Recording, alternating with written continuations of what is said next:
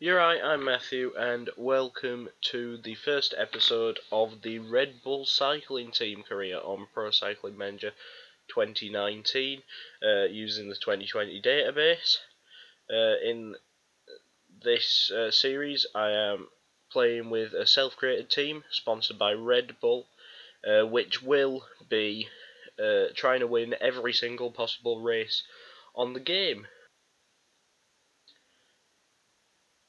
If you did not watch the introductory episode I did before this, be sure to go and watch it now, as I go into more depth with the team, and I work through the initial admin. I run through who is in the team as well. And in this episode, I'll be starting off with the gravel and tar race. I believe it is in Australia. And it's a one-day race. It's got some gravel sections. It's most likely going to be a sprint. We've also got the Colombian National Championships with our singular Colombian rider, the stage racer Santiago Buitrago.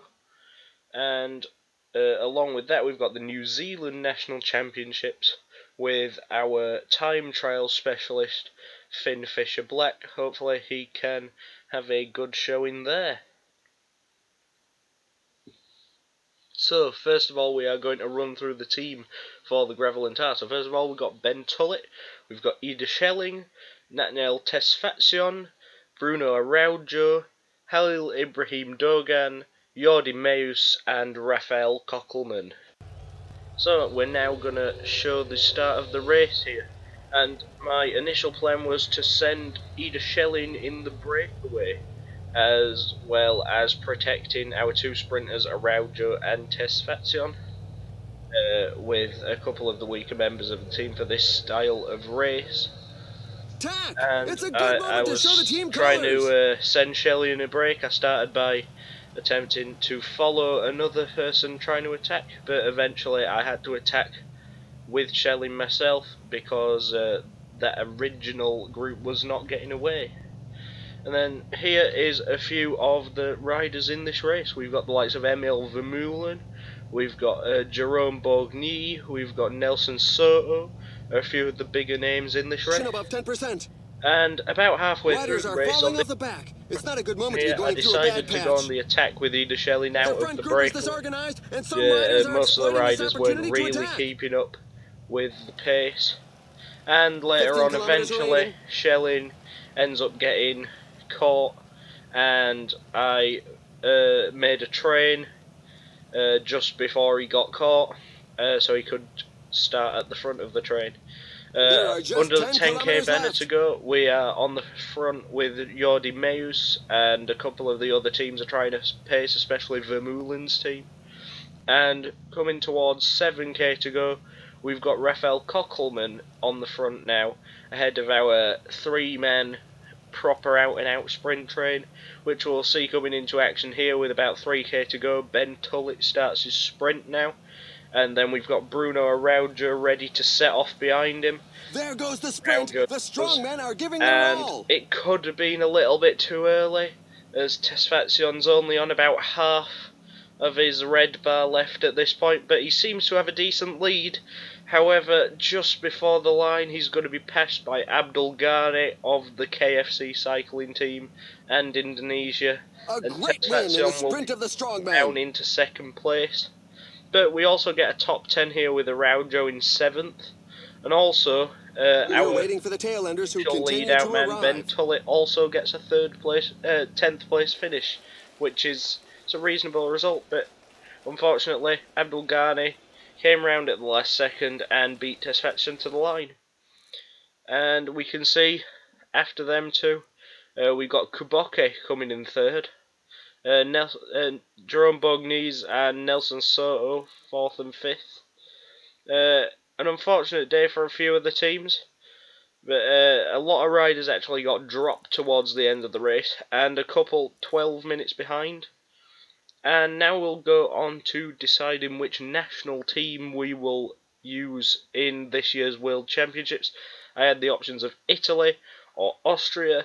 This year's national championship, World Championship courses will be the British courses around Harrogate in Yorkshire, and I eventually here decide to go for Italy.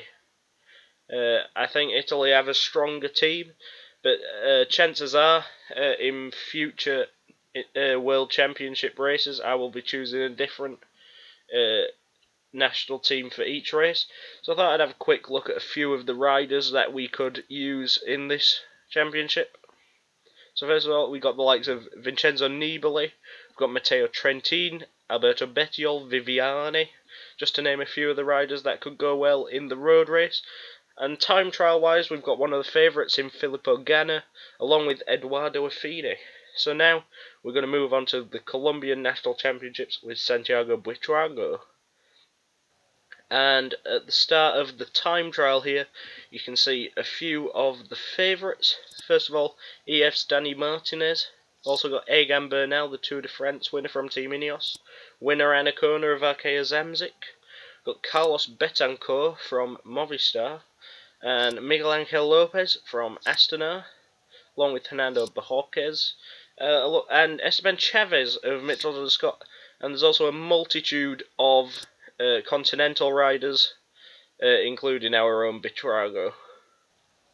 And we now move to the start of Buitrago's time trial, and he should set off any second. I slightly underpaced him to start. Tried to pace him at around 73, so he'd have a little bit more energy for the little final climb at the end. Also, the checkpoints, such as this one, are further into the race. There's one at the furthest point on the course just before this big hairpin, in which we came 22nd quickest at time, and we then moved to the one towards the bottom of the climb with only a few K remaining on the course. And at this point I was still pacing on 73, but had a good amount of energy left. I came through that one in 20th provisionally, over 2 minutes down though, unfortunately. And coming towards the line up the final climb, it's not a very steep climb, but it's still a climb nevertheless. And I was going full out to the line with Buitrago, and he ended up in 10th place at the time, I believe. So now we look back at some of the favourites. We start with Miguel Angel Lopez coming through checkpoint 2. He's looking good in this time trial. He just set the best and then intermediate following mark. him, Carlos Betancourt from Movistar. Also, he's a decent time trialist, and he comes through and breaks the best time as well. And then we've got winner Anacona of Arkea. He seems to be performing really well. He is a strong time trialist, and he will A new also best pass intermediate marker of the previous leader. And then we've got Tour de France champion Egan Bernal. I'm getting reports that the Has to best be time good has at been time whittled trials still lower. to a certain extent to win the Tour, and he beats the best time. And then finally we've got EF's With that Dan intermediate check, he's on track to set the best to win time. at the start of the day, and he will come through the finish with the best time. That's a But at the best top of the hill, time. we now see Betancourt coming through the quickest time there, beating Miguel Angel Lopez, who had already beat the previous winner of the time trial by a significant amount. We then hit winner Anacona, who we've just seen a great narrowly performance. He's beats the just time of clocked the Betancourt. best Then time. we've got Bernal in his element up the climb he should be, who beats the Anacona time by around 20 seconds. But finally, Dani Martinez, was there really any doubt that he would not win this race?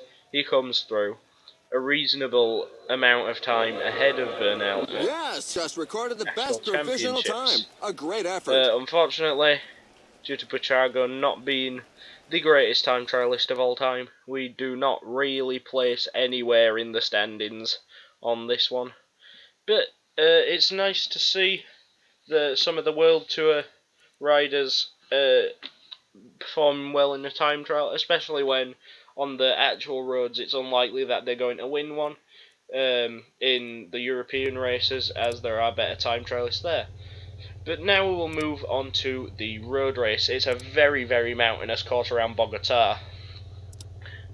In this race, similar favourites to the previous race. Very climber heavy, the Colombians. We've got the likes of Bernal, Lopez, Sergio Guita, Danny Martinez again, the time trial champion. We've got Ivan Sosa. We've got Miguel Eduardo Flores from Androni, who is a very good climber. We've also got Betancur again, Esteban Chavez, along with Tejada. We've got Winner Anacona, and representing the Continental riders, we've got Camargo, who I believe is a very good up-and-coming rider. So I have a quick look at the climb here. It is a very, very big climb, and the first attacks of the day start going off. However, it does take a long time for an attack to go, and we were going back for water when the main attack of the day went. We see here we've got Ortiz Caro going, along with Robinson Chalapud from Medellin, who is a decent climber. Along with him, Astanaz Hernando Bajorquez goes, and then after that we've got Ineos' Sebastian Henao, along with Yeti Sierra going up the road. A band of 5 riders, and unfortunately I missed this move. And then further on in the race, we look through the riders that are up here. They are a good set of climbers, minus Ortiz Caro, and I decide, okay, we're getting really far behind now. I don't know how to bring this back. So I attack with Britrago, but it is a very, very long way to the front now. We've got over 6 minutes to make up on this front group if we want to be in the stance to winning. And coming through the start-finish line for the final lap, we've still got over 4 minutes to catch up on. So I think at this point it feels like Buitrago at best can get 6th place, unless a couple of the guys from up front can get dropped. As we can see, Ortiz Caro has already been dropped slightly. Esteban Chavez is off. About 20k to go.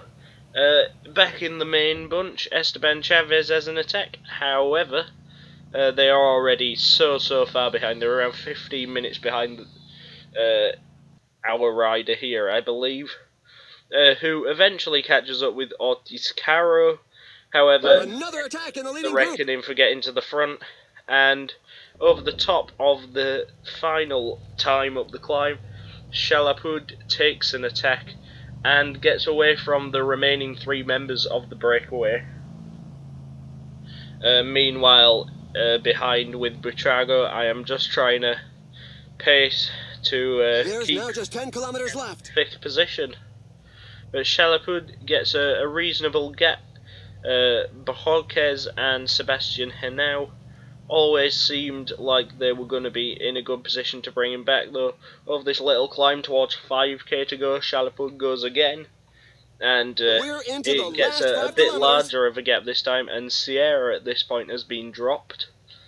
But unfortunately for Chalapud, it is not all downhill from here, and around this corner here we have the flat section at the bottom of the descent. The finishing line is at the bottom of the slope. Into the final straight with about 2k to go, and Chalapud just cannot keep his attack going, so Hernando Bajorquez pulls him back, and then Sebastian Henao is the first man to launch his sprint. And the final sprint is off. Who's going to be the first to the line today? Come round Henao at the last few hundred meters of the line, and take the victory in the Colombian National Championships. Another victory for his and then we look back and see Santiago Buitrago with Ortiz Caro. Realistically, Buitrago is the better sprinter in this situation, but to be fair, I had done more work with Buitrago than Ortiz Caro had, but it seemed at this point like 5th place was a reasonable result, especially after missing out on the main move of the day. So it was nice to get best of the rest, really. It's just unfortunate that we were going back for water at the time it went.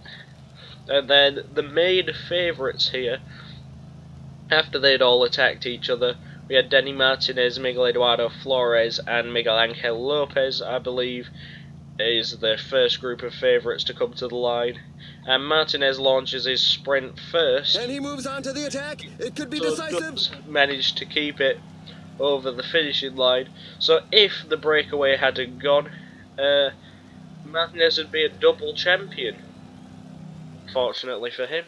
But the break did go, and Hernando Bojorquez is the national champion of Colombia for this season. And we can see the final results. Bojorquez led ahead of Sebastian Henao and Yesid Sierra. Chalapud will be very disappointed with fourth after his attacks down the last descent. And we get fifth, but a fifth place over 10 minutes behind. And we now have our youth development. We get to choose one rider for close monitoring here. Unfortunately, we didn't really get an option, as we've just got a Lithuanian time trialist who doesn't have any good stats at all at the moment, and his potential isn't the greatest either, but we have to go with him due to him being the only option for us. Now we are going to move on to the New Zealand Championships with Finn Fisher Black. And we start here with the time trial. A couple of the favourites here. Got the likes of Tom Scully, Jack Bauer and Sam Bewley in this race. Now we'll quickly jump to the start of Fisher Black's time trial. He is a time trial specialist, however he isn't on a great day in this race. So I sent him out there. I set him at an initial 73 pace like I did with Butrago in his time trial. However, I think I knocked this down for Fisher Black. He was on a bad day and he couldn't really keep much pace. He was losing It's in out such percentages that the than he strongest can normally create would. some gaps. There are a few climbs in this time trial as well. And coming to the first time check, we see Dion Smith is currently the number one, as Fisher Black is coming towards it. And Fisher Black goes through and gets 12th place through the first time check.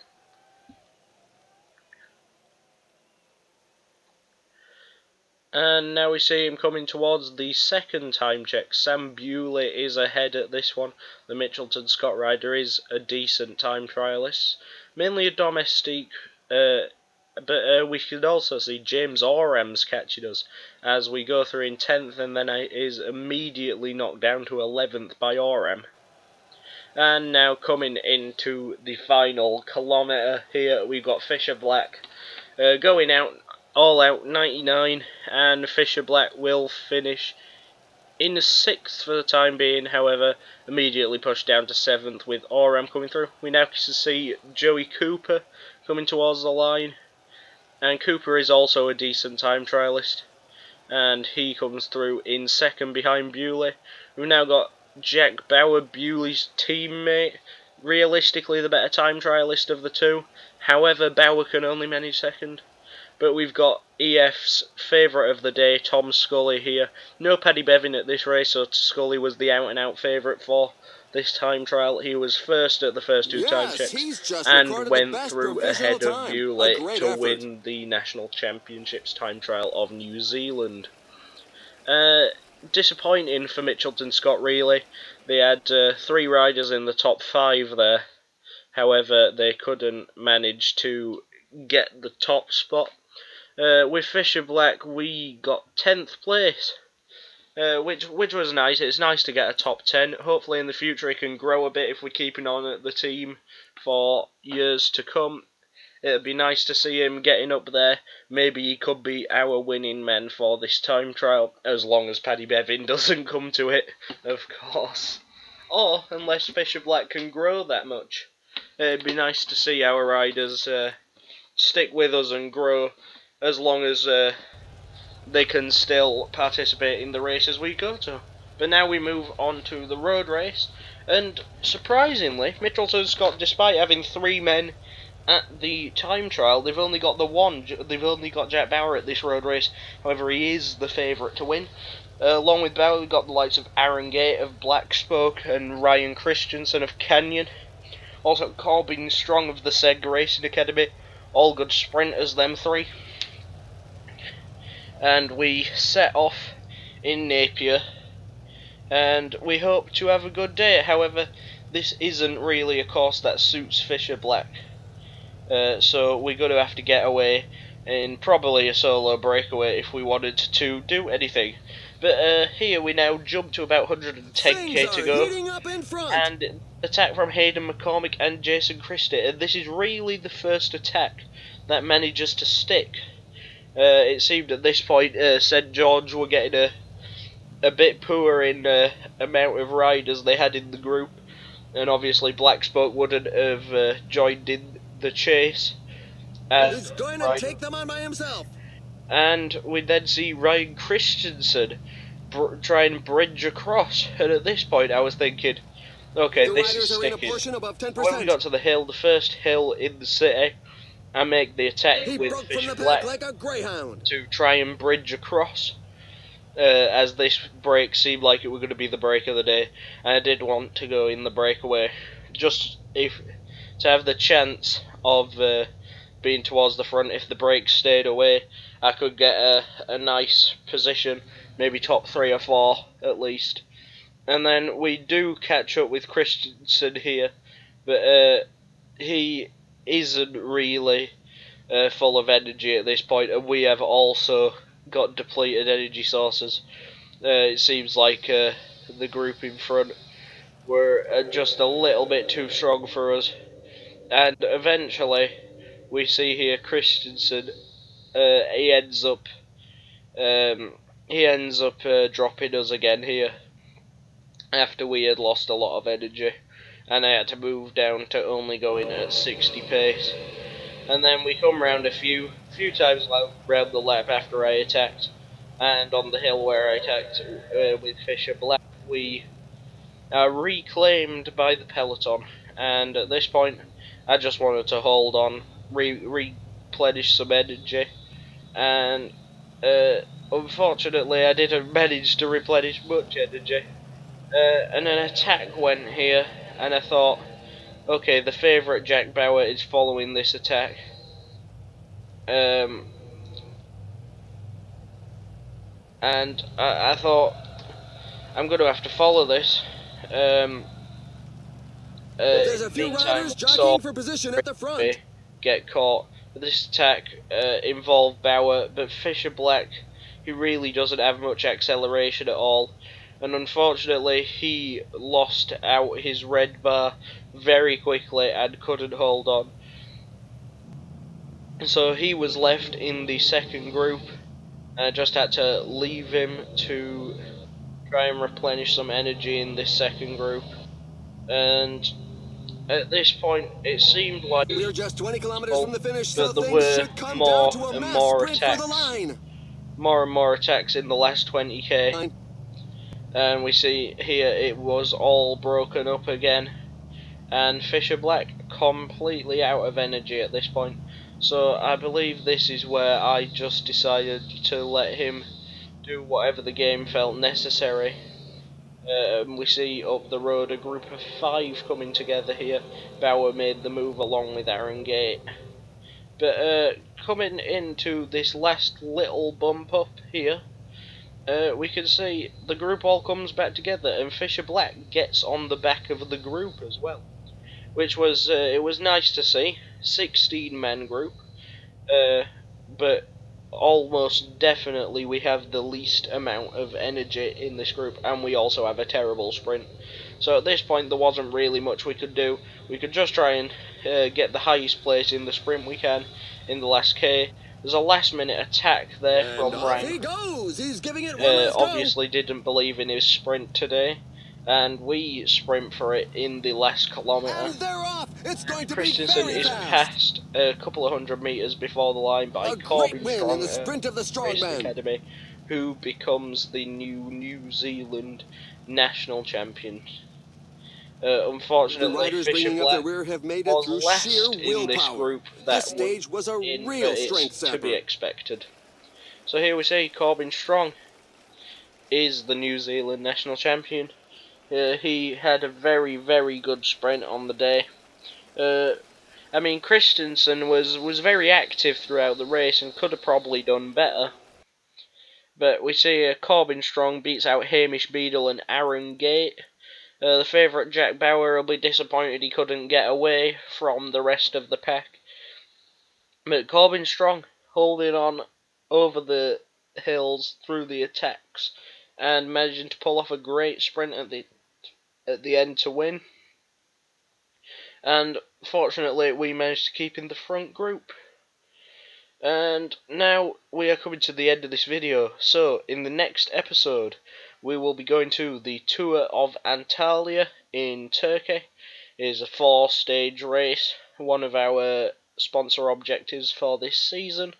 Then we go to the Trophy Porek, which is a 1-day race in Croatia, I believe, which should be an interesting day for our team to try and win a race that is above our plans for this season. And then we've also got Paris-Troyes, which is a French 1-day race, and it should be interesting to see how we perform in these races. Seeing as though realistically we are trying to win the lower races, the under 23 races in this opening season. So that is the end of this video. Please like, comment, subscribe if you are new, and turn your notifications on. Cheers for watching, and goodbye.